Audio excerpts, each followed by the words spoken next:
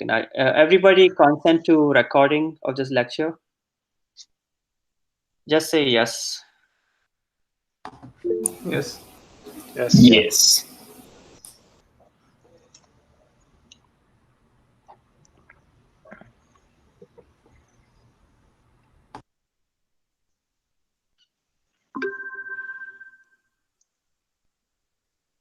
Okay, go ahead, Matt. You can get Okay, cool. So as Rahul mentioned, we're going to try a slightly different approach to the projects this year, but I think in some ways you'll see that it's not that different. So the task that we're going to be interested in is two-vehicle head-to-head racing. And this is sort of going to govern your entire project. Whatever you do should be useful in completing this task better than other solutions, either provided by the instructors or your classmates. So this is a video, obviously, of Skirkanich Hall. This is where we held the final race for last semester, and it's also going to be the setting where you'll be racing. So it's a new track, it's not MLab. And we have a map for you, and it should plug right into your existing simulator, but we'll get into the details of the simulation part. We're going to need a more complicated simulator to handle the two-vehicle nature of this. And so what you're seeing is two of actually BillionEye solutions for this task. And so we actually have a large population of virtual agents from our set of solutions that you'll be able to race against, which I think should be pretty interesting. So let's get into the mechanics of this.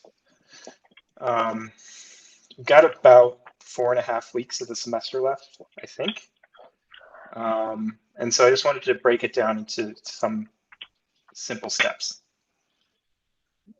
Week 1, you're going to install this multi-vehicle racing simulator. That'll probably happen on Wednesday, and run some basic tests to see that it's working on your machine.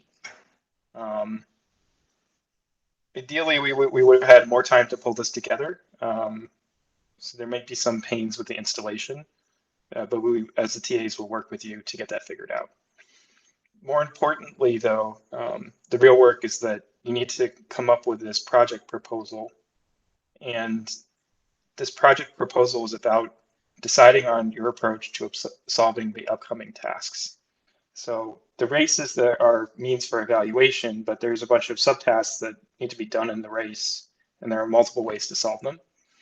And so you should be arguing as to why your approach to solving them is good or better than others. Is that clear to anybody, everybody?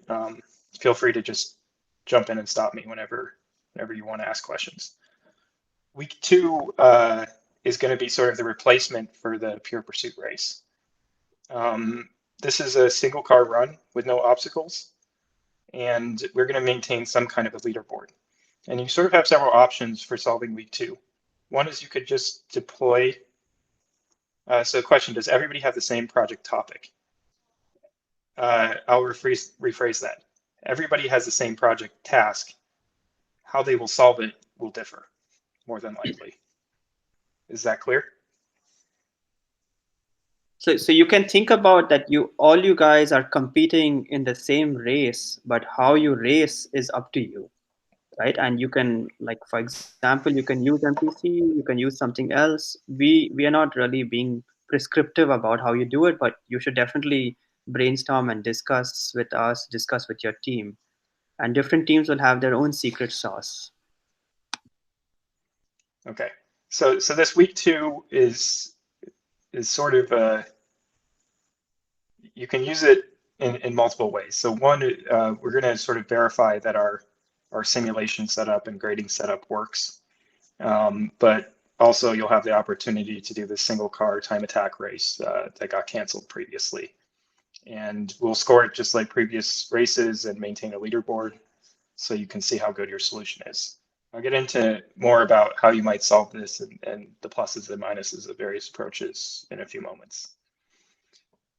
Week 3 is where things get a little bit harder, but also maybe more familiar in some ways. So week 3, you're going to do a single car run with static obstacles and a 2-car run with a sort of easy non-adversarial agent as the second car.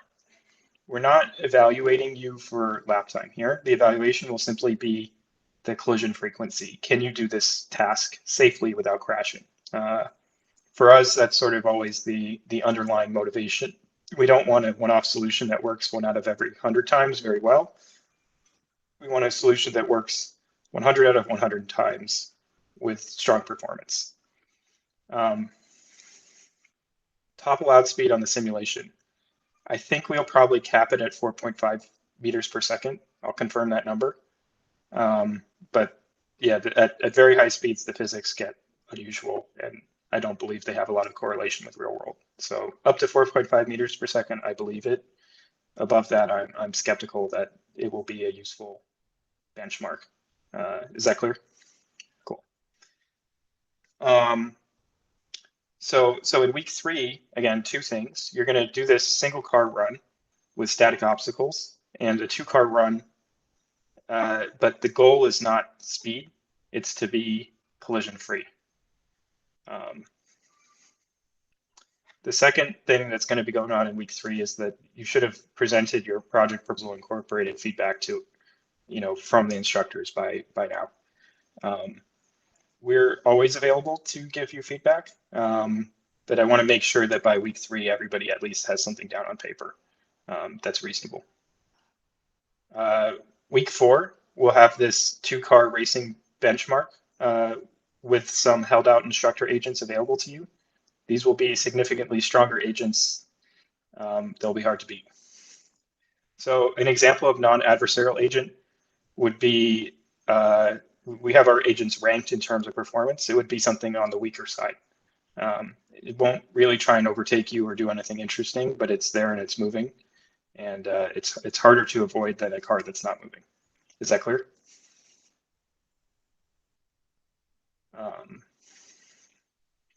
Okay. So week 4 is when we get back to racing.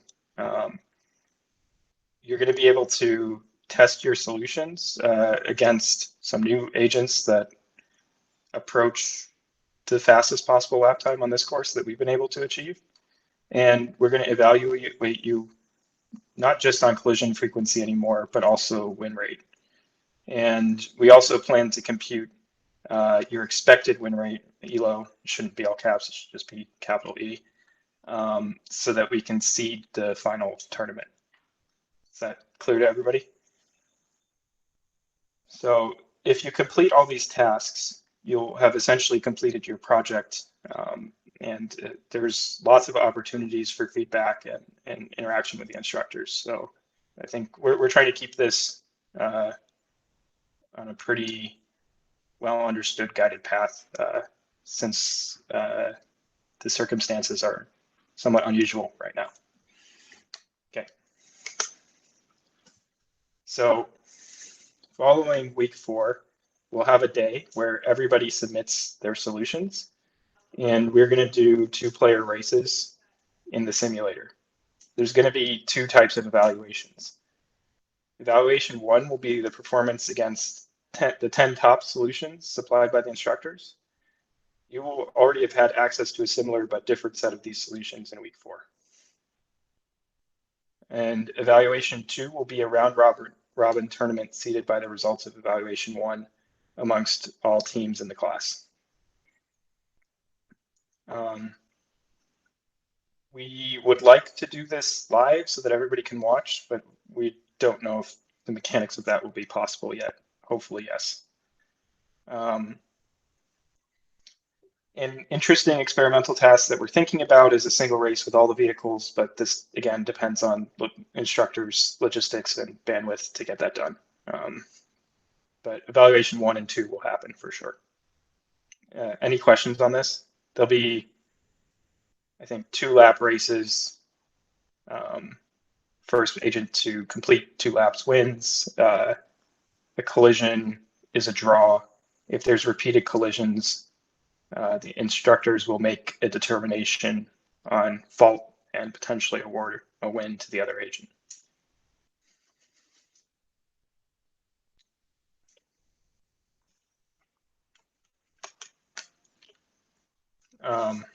So we will look in. So do you have access to camera type data in the simulator? The current plan is no. So let's address that right now. It would be possibly more interesting to try and identify the pose and state of the other agent with the camera, but also harder. Given the time frame, it's not likely that you would be able to do very well at that. The observations from the simulator will include the pose and velocity of the other agent. So the person who asked the question, I think, was Payman. Do you think the problem is now easy if you have the other agent's pose and velocity?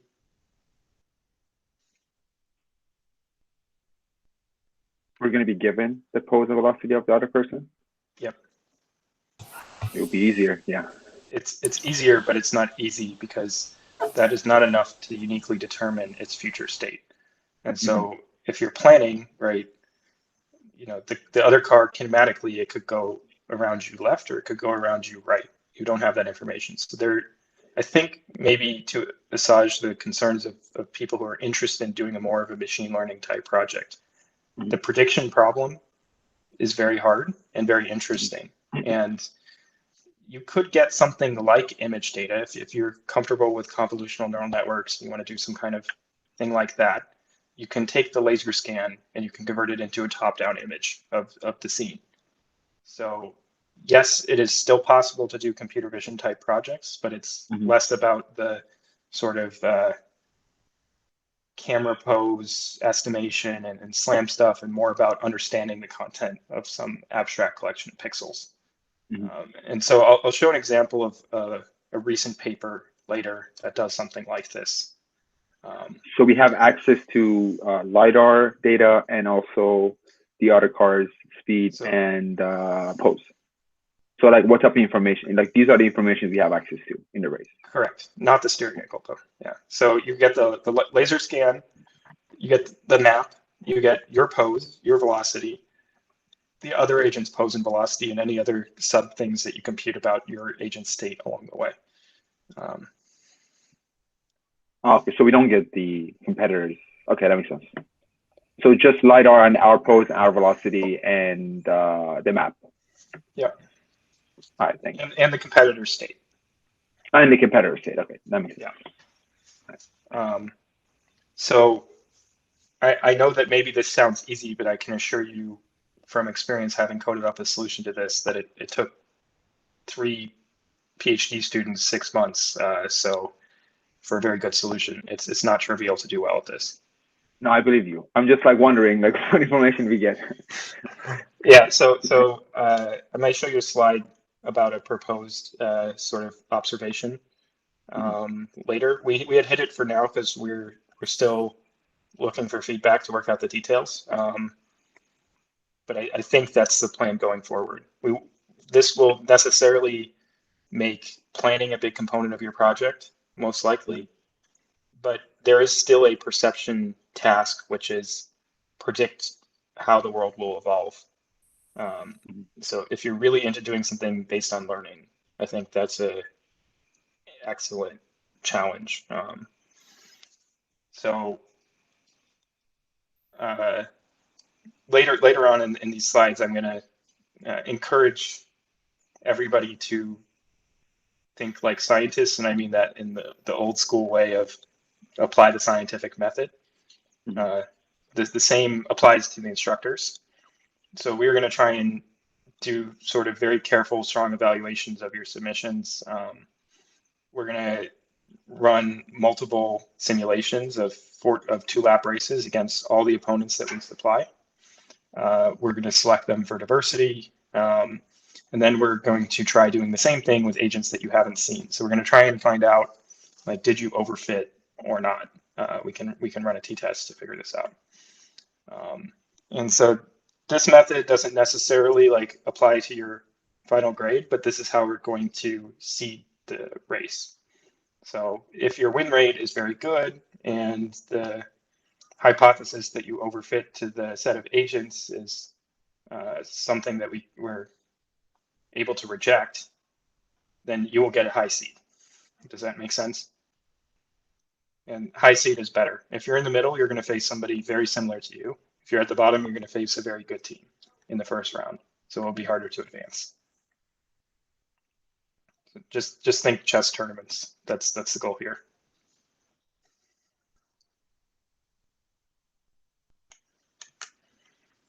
So when all is said and done, this is how the grading breaks down. 30% goes to completing these milestone tasks. Getting this 30%, most or all of it, should be pretty trivial. This is like, did you show up and complete the homework type of thing. Criteria 2 is the written report. That's also worth 30%. The project proposal is a sub-step along the way to completing the final report. And I'll show you the rubric in a moment. Evaluation criteria 3 is documentation and code. You should maintain and document a GitHub repo with your solution. As instructors, we'll follow the documentation to install and run the code. Extra points if you have unit tests or things to make sure that your code is correct. And the last thing is the presentation. So when all is said and done, it'll be interesting to hear what your classmates did. You'll give a 10-minute talk about your project and how you attacked the two-player racing problem. There'll be bonus points available for, let's say, best project or projects. The primary criteria that we'll be evaluating that on is novelty. We're going to evaluate the claims of your proposed approach, and you will need to supplement those claims with an exploration of related work. So if you do sort of a strong cookie cutter project, just take all the components of labs that we've already done, you probably won't win this. We just want to encourage people to think broadly and try new things for this component. Lastly, and hopefully we don't have to use this, we're working in teams and we understand that it's remote, so things are even trickier than normal. But if there's some extreme circumstances where one person has to do the whole project, we'll take that into account. But I'm conditioning on the fact that we've never had to do this before, so I don't think this will be an issue. Any questions so far? I have a quick question. It's not about the evaluation of the project. It's about if we do code various solutions, and for the race, I would assume that you're going to be running it on your end to do the race. What are you going to give us, like the specification of the hardware, like what you're using, so we know like what we can run and what we can't run? Or that's a good question. So the current plan is we have a simulator with an OpenAI Gym API. And so I don't know if you're familiar with it, but there's a function called step, and step moves the physics simulation forward in time. And so first you compute your actions, then you call step, and then the physics simulator moves forward. So at the moment, this is less about the real-time performance within reason. I don't want to say that you can take 1 hour to compute your next action, but if your thing runs, on the order of, I don't know, less than half a second, it's probably okay. for each step. I don't want to give a guaranteed answer. It should run on the car, but let us think about that, I guess. Like in general, I was asking like you're gonna have a GPU or like when you're coding it down, like the Yeah, general we'll specification, okay. like what information we can. So we'll have like a 12-core processor and NVIDIA GPU. Oh, okay, all right, cool, thanks. And 32 GB RAM. So the hardware should not be an issue at all. It's All way right. more than what's on the car. Okay, thank you. Okay.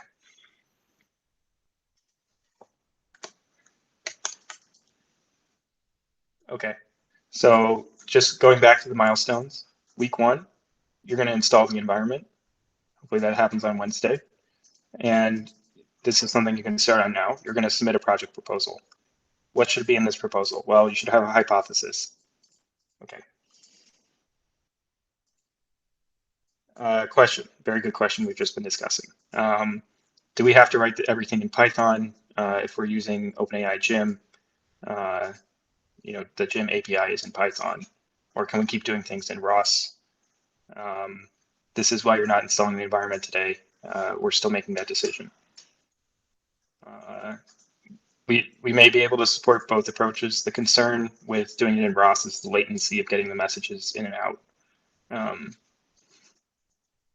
So sorry, I don't have a stronger answer for you right now. Is that okay if we tell you on Wednesday? Do we have any preferences? Is there anybody in the class who would be strongly opposed to doing their project in Python?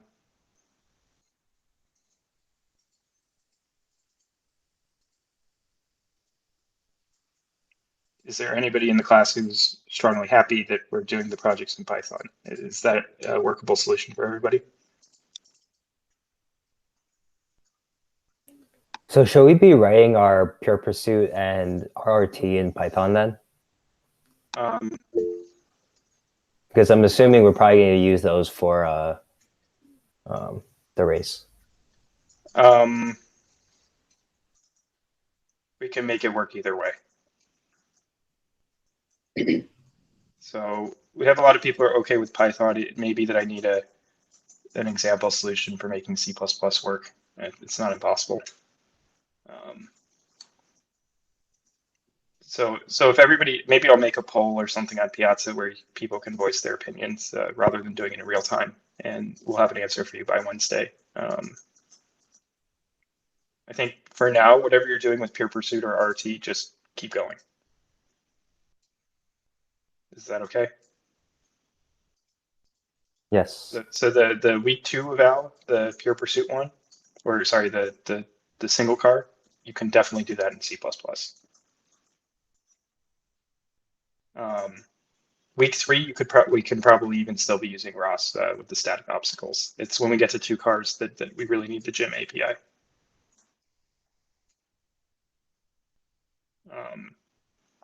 So we'll post some question about what people's preferences are, and then maybe a sketch of some proposed solutions, and you can vote on them.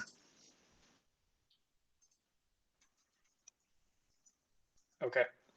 So for this project proposal, which you should be able to start on immediately following class, and you should, it needs to include a hypothesis. And so the way that this is going to go is something like, we think that doing blank will improve the performance of the vehicle in head-to-head racing because blank. And obviously, it's not just going to be one sentence, but this is what's essentially unique about your project. This is why everybody doesn't have the same quote problem for their project. Once you've done this, I'm guessing that your approach will include planning, perception, and control. In perception, I'm lumping in prediction. You should say how you're going to handle each of these parts on the car within your project. Maybe one of them is your focus, so you're just going to focus on planning and write a really great MPC, or maybe you're going to focus on some learning-based thing and do prediction. If there are differences in your approach for single vehicle, static obstacles, and 2-player racing, you should highlight them. And then you should also tell us how you're going to measure or evaluate your results. How will it show what you did is useful? And the last thing, which is important, is a timeline or sort of plan for completing the different pieces that are going to be involved in your project. And it should be pretty specific. And since you're in teams, you should say who's doing what. This is less for the instructors and more for your sanity. Any questions about week one?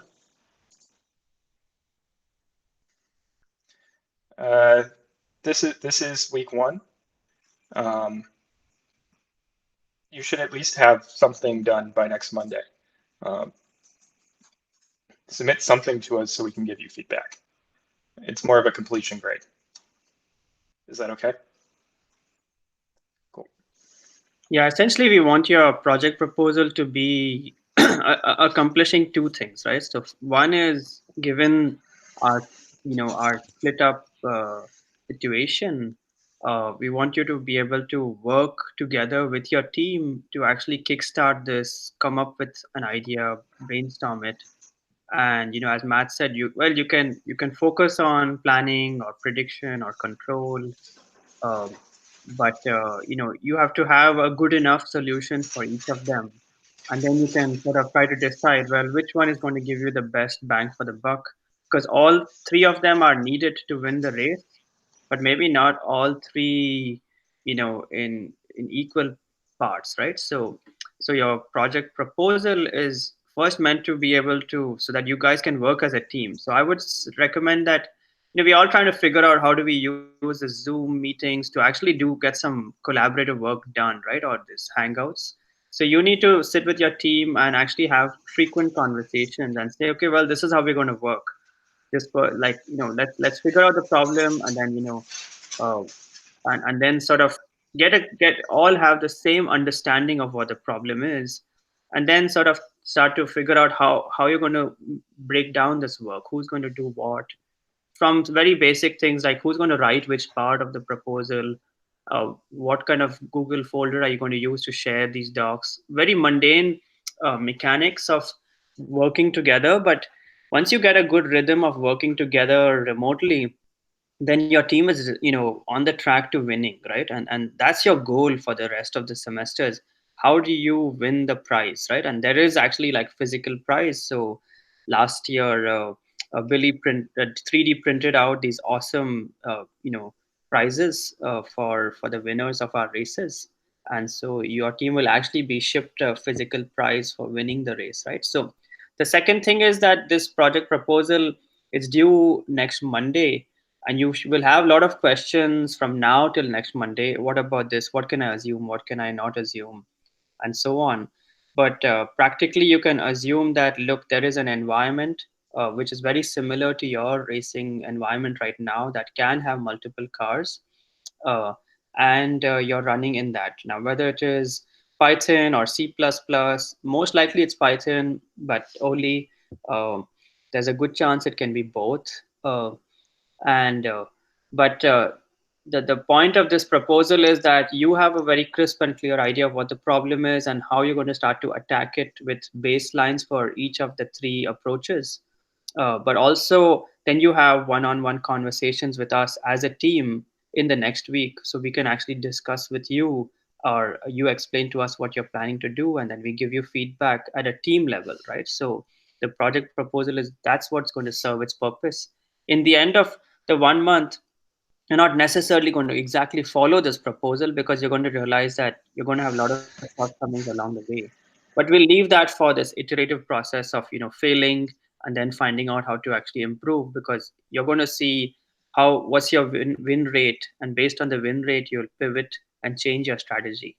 Okay, so just to summarize, get a rhythm, or have a discussion with your team on how you're going to work as a team remotely, because it shouldn't be that one of the teammates just fades away.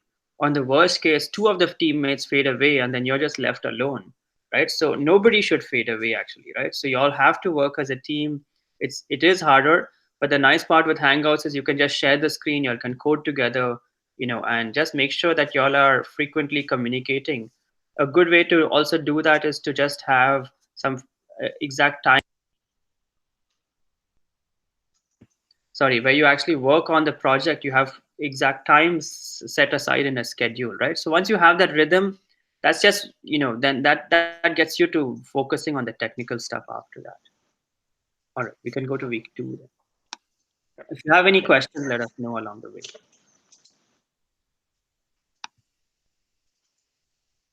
Yeah, we can share with you all the deadlines. In the last post that I sent out, we had a list of the lectures that are there and the labs that are being issued. But I'll share with you the spreadsheet that we are using in our follow-up posts after this. Yeah, good question. Yeah, and as painful as the current situation is, I always like to look for opportunities. The reality is that if you finish this class and you go work for Cruise, they have 1,500 people, and you're going to have to figure out how to work as a team where people are not located in the same place. So it's just good practice.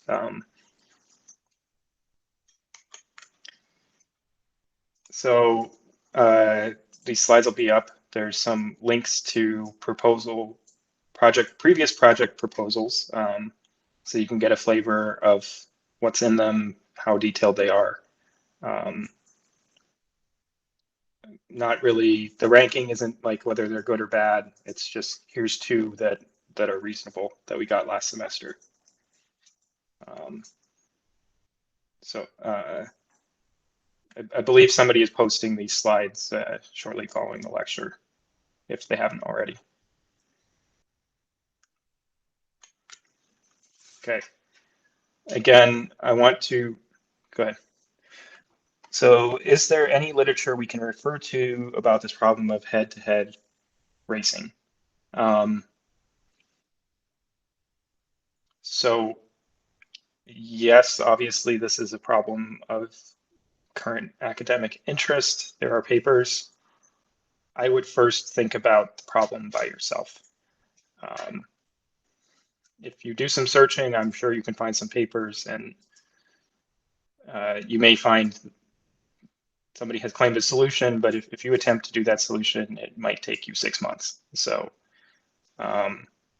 think for yourself first. And I'm strongly encouraging you to try and incorporate the scientific method into this project. Like, we're engineers, we're scientists.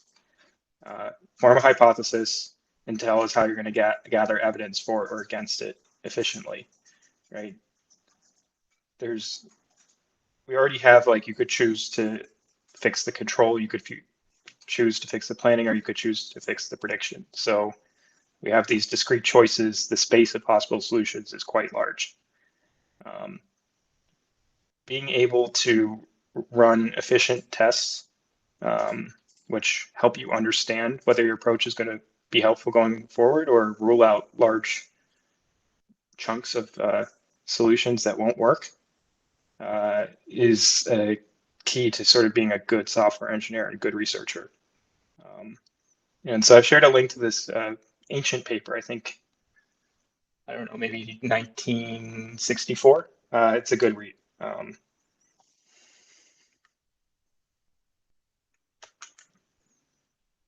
Okay, week 2. This is your replacement race for the one that didn't happen. So this is on the new Skirkanich track. You've seen the videos. We'll supply you with the map. I think we could do that today, actually, no problem. And there's some ways to solve this task. Some of them will help you more than others. So of course you could just use pure pursuit. It's just you on the track. Think about whether this will help you going forward for the remaining tasks. So the second we add obstacles, is there a way to keep using pure pursuit? Well, actually, maybe there is, but you should keep in mind your approach to the remaining tasks when choosing the method for this track. And so the submission here is simple. It's just your agent code. Any questions on this? Does everybody see how choosing pure pursuit versus RT versus, first cut on your MPC for your project could affect the rest of the project in terms of whether or not it's an efficient use of your time?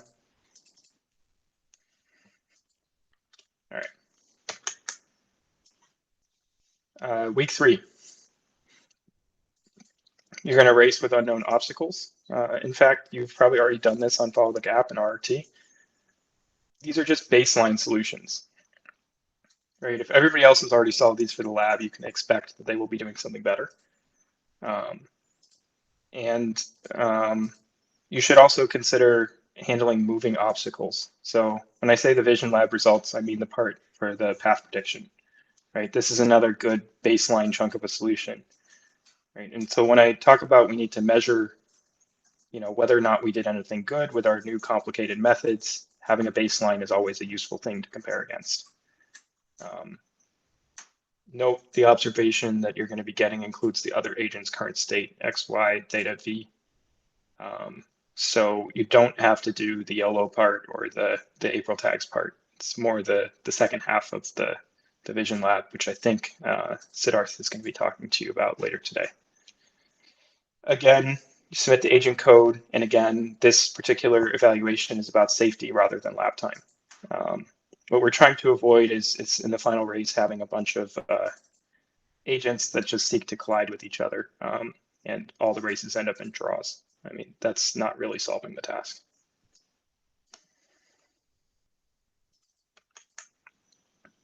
So week 4, same deal, racing with unknown obstacles. The difference being that we're going to evaluate your lap time against agents that you have seen, so we can measure your progress relative to other solutions, and you can get that feedback.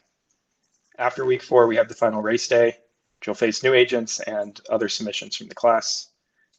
By week 4, you should be working on your report and presentation. And yeah, the TAs are always available to discuss the report. So this is going to be a little hard to read, I think, on most of your screens. But I've included a link to a previous year's report that is of high quality that I would say would get an A+. So that's there for your perusal, but you can see in the introduction, the goal of the final project was to implement a race technique that would make our agent capable of being successful in head-to-head race. Our team chose to implement model predictive control to follow a series of pre-existing waypoints given constraints on the feasible vehicle dynamics and nearby obstacles. All right, so the problem is stated very concisely, and then in section A, they give some backgrounds. They say these are some approaches to MPC for this problem, but we can't just use it directly because here's an issue. So then they go into problem B, in which they give a formal version of their problem and so on and so forth. They solve it. They run some tests to measure how accurately their vehicle dynamics model follows the real world, and so on. All right, the grading is pretty simple. So you need a good explanation of your algorithm in English. You need pseudocode. You need a mathematical explanation of any derivations that you include, references, your approach to modeling, important parameters and how they were chosen, profiling of your code, how you evaluated the code, if there's any difference in the code you deployed for the race versus what you tried to do in the project. We'll evaluate the difficulty uniqueness of your project. We'll check that it compiles, that there's clear instructions in a README, there's documentation and comments, and in general sort of the coding style. Is this good for everybody? I think it helps to have the example, which you can look at in your own time. Can I ask a question? Yep. At the beginning of the semester, it seemed that the project was kind of different. It could be the same as the race, but could have been completely different. But now, because of the structure, it seems that they're kind of the same thing to some extent. Like you are doing the best you can on your project to do better in the race. Is that the right way of looking at it? Yes. Okay. And it should make your life easier. You have it is easier. one thing instead of two things. Yeah, it is easier. Yeah, thanks. And so sort of after I get done with the mechanics, I'm going to go through some sample ideas that you might think about for a project. And I actually don't think the space of projects is significantly restricted. It's just that the goal and the evaluation is more clear. So if somebody does SLAM and somebody else does MPC, how do I compare the two? It's hard. but now everybody is sort of compared on even ground. So I think that is actually an improvement. And if you like had your heart set on doing SLAM or something and you want to talk to us about it, please contact us. But hopefully once you see the examples, you'll be convinced that there's plenty of different approaches. You don't have to make MPC for this to be good. Okay, so I've heard from some people, okay, is it possible to shift Lab 8 submission deadline a week further? Will help us focus on the proposal. I'll let Rahul answer that, assuming he's here.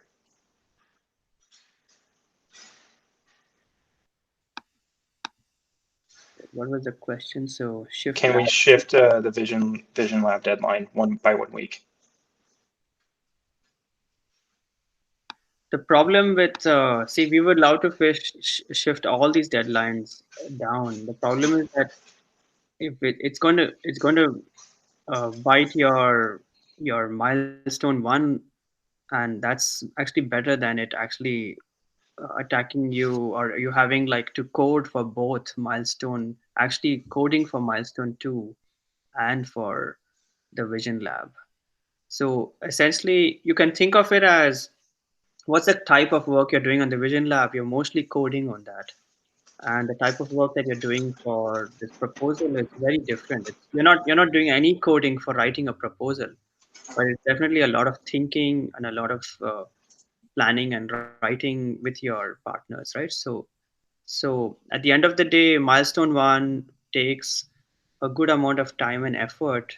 I would say just as much as milestone 2, but milestone 2 is a coding activity, and the vision lab is also a coding activity. So we would rather not have, you're going to have an overlap either way. We'd rather have the overlap be, a different type of overlap than both coding overlaps. Also, we want to get done with the labs sooner so that you have less pressure in the latter part of the semester.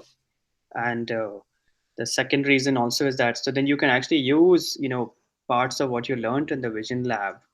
Of course, in simulation land, we are giving you the pose of the other agents in the environment.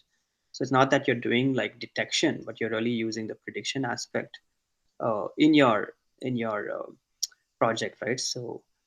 Um, so actually extending the deadline will actually hurt you rather than help you. I know that answer sucks, but that's the reality. So I'd rather we just stick to the deadline as is, and then you have a full week to actually figure out this, right? And the proposal is really like, your best understanding to that time, right? And you can look at the reference. I pasted 2 reference proposals that are there, and they're really just thinking through the problem. They're thinking through what they would do for each part of it. And also, just going back to what Matt said, you don't have to look online, right? I mean, your first instinct shouldn't be, let me go and Google all the papers that have autonomous racing in them. Trust me, we have looked at pretty much all of those papers. Some the newer ones will come from our lab, but they're all like really non-trivial approaches. Also, it's not necessarily that even if you implement their approach exactly, you will actually win, because they are picking like one of the knobs, right? Not all 3 of the knobs of perception, planning, control. So, uh, so I'd rather we just stick to the deadline as is. I posted the calendar on Piazza, so we get like this lab out of the way, right? So we can give you like we can extend it to the end of the week, right? So we'll give you that part of the week, like that, right? So it's not like we are strict with it, but we'll give you an extension to the end of the week, but we don't want a full overlap then with milestone 2. How many more labs do we have after Vision? I think that's it. Vision is the last one. Pretty sure. Did you already do RT? Well, I'm doing it now, but after RT is due, I think, RT Wednesday. and Vision are the only other labs. Yeah. Oh, okay, cool. Thanks. So the point we want to just get them done so you can focus on the project. And I think when you dig into the project, you'll find that you're happy that you have the solutions from the lab because they're very useful pieces. Yeah, because yeah, the other thing is overlapping with milestone 2 and 3 is we will have a reading for this moral decision making on the ethics of autonomous vehicles, and that's reading a couple of papers and actually writing your summaries and evaluating them with other people. So again, that's not coding based, but that's quite essential when you work on this topic, and so that'll overlap with milestone 2 and 3. So we can't have your lab overlap with the 2 other activities also there. But I think you'll enjoy the way we have planned it out. So things are a little bit more staggered that way. Yeah, and if you have huge issues, of course, talk to us. And what else did I want to say? That yeah, the labs are just about done. So I agree with Rahul. It's better to just bang them out and be done with them. And the proposal itself, like, you do not have to solve everything in the proposal. It's the start of a conversation with the TAs. You can ask us questions, right? It's just forcing you to start thinking about this problem so we don't get to week 3 and you're just starting your project, because I don't think it's possible to do in a week. Is that okay with everybody? I'm going to assume yes, and you can contact us if not. There have been some questions about, like, I'm doing learning and robotics as well. Can I have overlap between my 615 project and my learning and robotics project? The short answer, yes, but you need to confirm with, I think Pratik is the instructor for learning and robotics this semester. A yes from us is not a yes from him, so you will need to discuss it. Second, the reports should not just be copy-paste of each other. And if others are not on the 615 team, are involved in the learning and robotics project, you need to be pretty clear about who did what. Are there people in this situation? Is this relevant?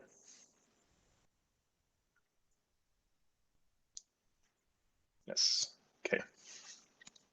For people who are taking both classes, their project partner, I understand learning robotics is 2-person projects. Are you on the same team? Yes, okay, good. That makes life easier. The way I see this is that if you want to combine the 2 projects, it's likely that in learning robotics, there's a hard subtask, and in 615, there's a hard subtask, and that they're different. So for an example, in learning robotics, you want to learn the parameters of a differentiable particle filter for vehicle tracking. In F1tenth, you're going to use the tracking results to have a better racing strategy. So you're going to implement a model predictive controller or something that takes into account the pose of the other vehicle, right? So they need to be somewhat different, but talk to us offline about your ideas if you want to confirm. In general, this is pretty okay. We'll be flexible. Okay. So now I'm going to talk to you about some sample ideas for projects. In previous semesters, I feel that some of the teams have over-indexed on these being like a complete literature review. So I would recommend that you don't do that. But this should give you an idea of the breadth of things that you could work on. So an example project would be to create a model predictive control-based trajectory generator. So you create a library which in real time generates dynamically feasible trajectories to a goal pose. See the example image. So the color is just so that you can differentiate the different lines, but you can see we have a bunch of sample poses, and for each one we generate a cubic polynomial that can drive the vehicle from its current pose to the goal. Okay, so that's a piece of the project, but then let's say you know where the other vehicle is. You need to come up with some sampling scheme to select these final poses and a cost function to evaluate which trajectory is the best. everybody have some understanding of this. There'll be a whole lecture on MPC in a week or so.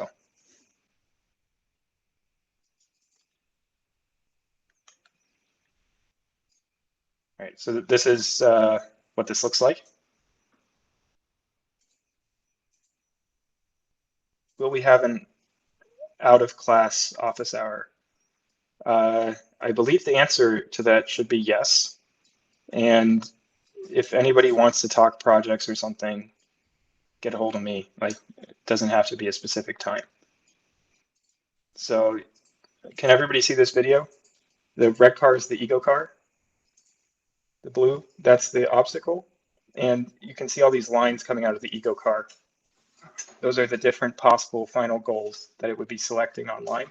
And you can see how it selects like this push left and then push back, push right and then push back left maneuver, right?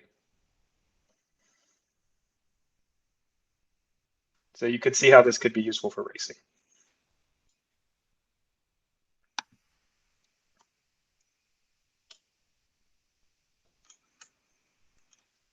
Okay. So that was sort of a planning-based problem. There's other issues. So you could have issues with your controller. So when you're driving very fast, right, the steering doesn't work as well. It becomes ineffective because it lacks friction to cause the vehicle to turn. It's using it all to drive the vehicle forward. And so one behavior you can get is understeering. So you would like to track this tight curve. And what ends up happening is sort of this red picture. Turn on my pointer. Okay, so this inside line is your desired trajectory. But what actually ends up happening is that your car can't track that and goes wide. And so if you're trying to avoid obstacles or running into the wall, this is not going to be a good thing. Okay. And so how do we know when this is going to happen? Well, you can look at basically the slip angle of the vehicle. So this is like the rated change in path curvature by time, right? And when that's large, that means you're going to get this understeering issue. Okay, so you could look at the slip angle and do feedback control on the slip angle. When the slip angle is too big, lower your velocity so that you can keep tracking the path.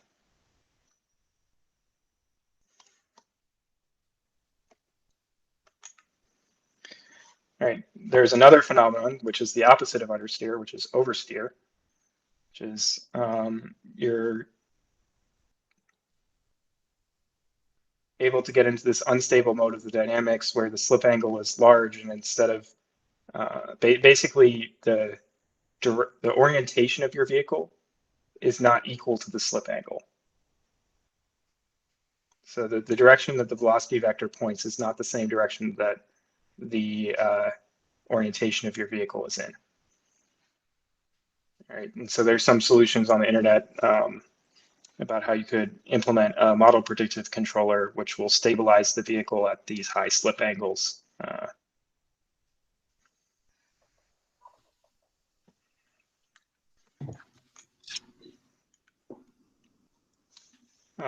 There's other versions of this problem where you try and, it's basically a model-based reinforcement learning approach, where you try and understand corrections to a simple vehicle model, like you might have in our simulator,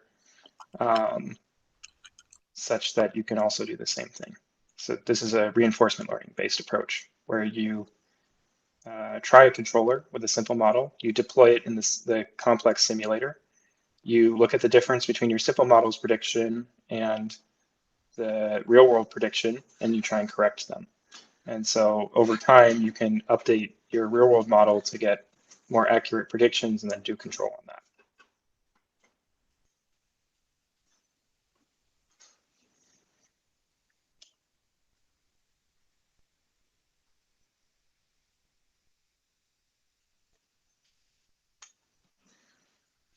Okay.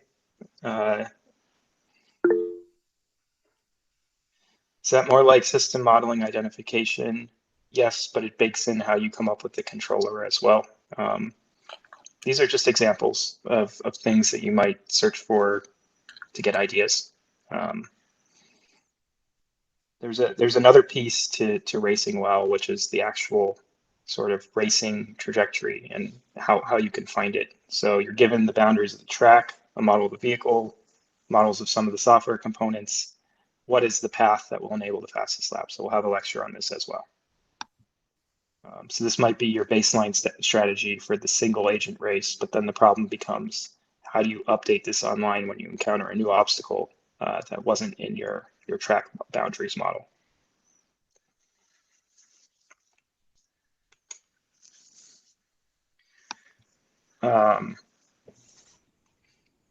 Another thing you could do is look at sort of the behavior controller of the vehicle. So let's say that you have decided that the vehicle is either going to be tracking the race line, or it's going to pass on the left, or it's going to pass on the right, or it's going to stay in the current lane and slow down.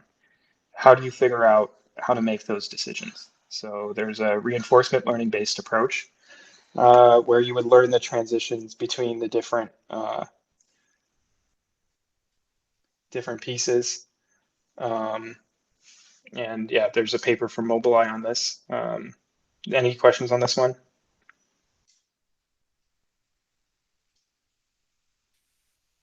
No. All right. So we'll come out with a list of references that are in here, but this would not be my first pass, like when on writing my approach.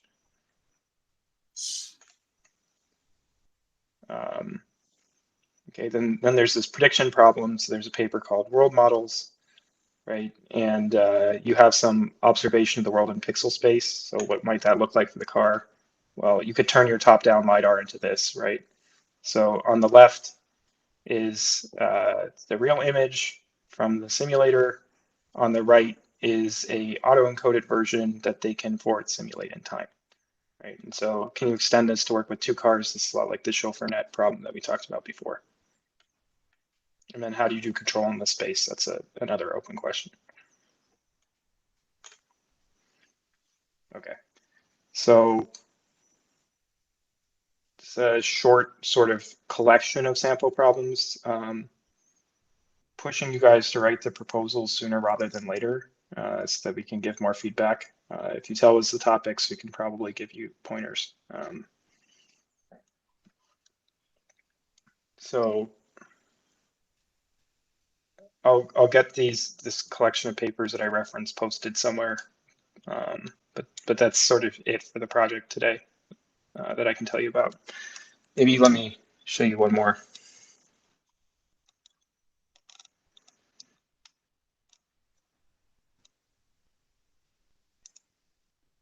So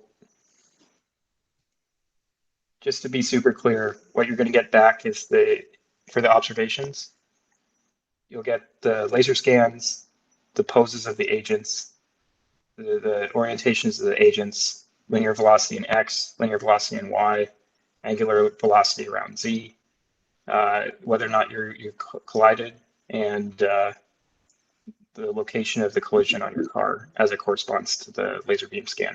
So this is the proposed information that you would be able to get from the simulator, not necessarily in this exact format. This is a question of, can you use ROS, or are we all going to stick with OpenAI Gym API?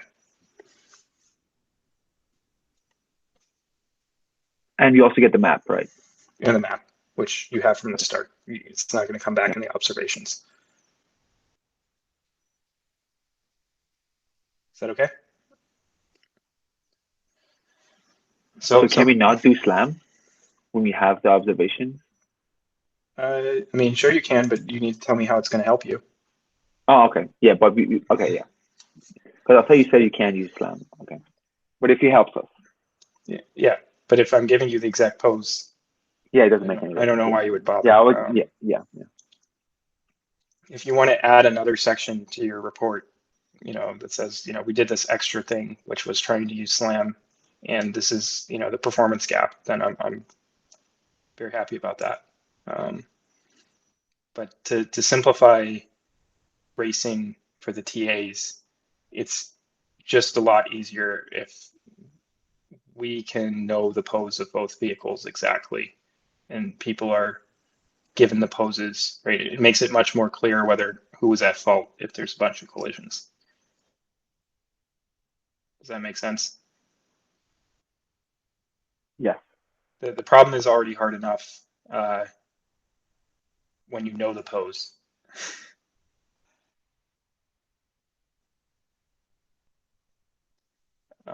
And yeah, so the prediction and learning component is very similar to SLAM. In fact, you can do it with a particle filter.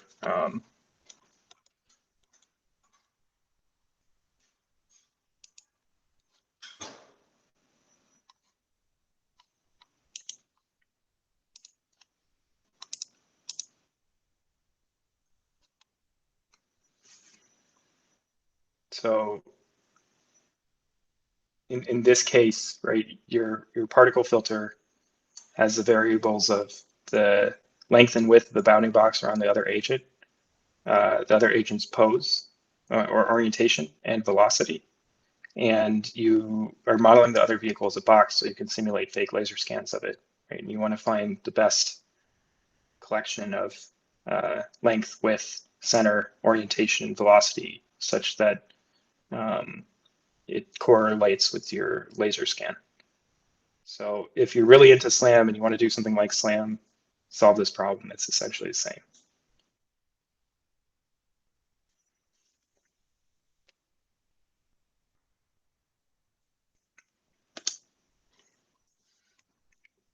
Okay. And if your heart is dead set on computer vision, take this opportunity to solve the racing thing first, and then we'll add computer vision to it over the summer or something. Okay, how do we use a particle filter here? So in the localization version, we have a map, and we're able to simulate the LiDAR, what the LiDAR would see from a given pose in the map, right? Because we can raycast against the boundaries. In this situation, we have a model of the other vehicle, and we're modeling it as an oriented bounding box, a square. Is that clear? And so depending on where we put the square, we can model what the laser scan would look like. So if we know our pose, particle filter is for the bounding box. Yes, we're trying to guess the center, length, width, and orientation of the bounding box. Yeah.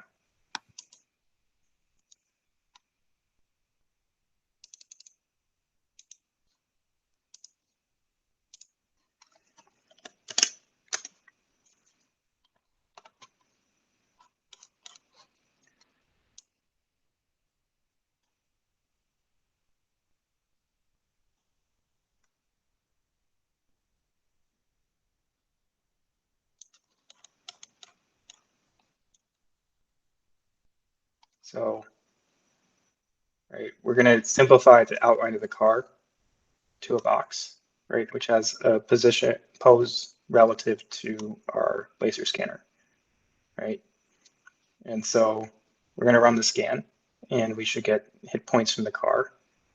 And we can also run fake scans where we say, what if the car was here? What would the laser scan, what would it look like? And then do the same thing that we did in the particle filter localization approach.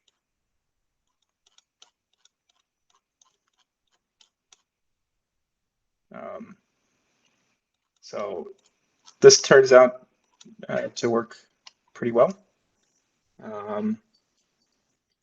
So if you really want to do SLAM, work on this problem. It's very similar. I will say that several people have tried this and it's hard. Any other questions?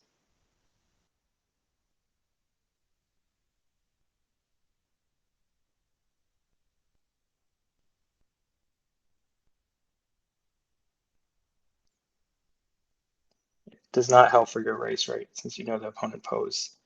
Yeah, that's correct. But you could also bake in maybe forward simulating this. So, you don't have the visual for the race. You have the laser scan.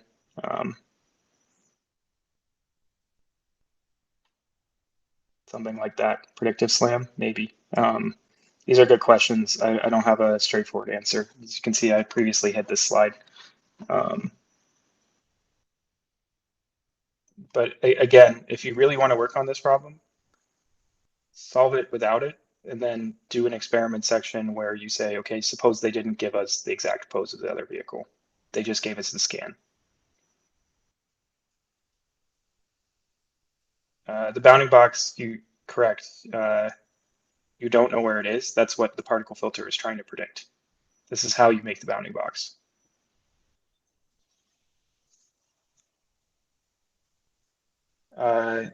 Yes, the dynamics of the new simulator are equivalent.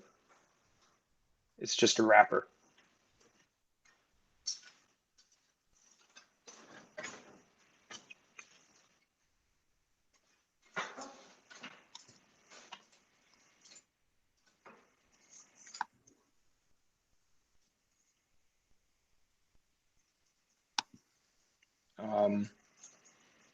Okay, so I think we can stop I here. felt like this was a quick overview of project stuff. If you have more questions, post them.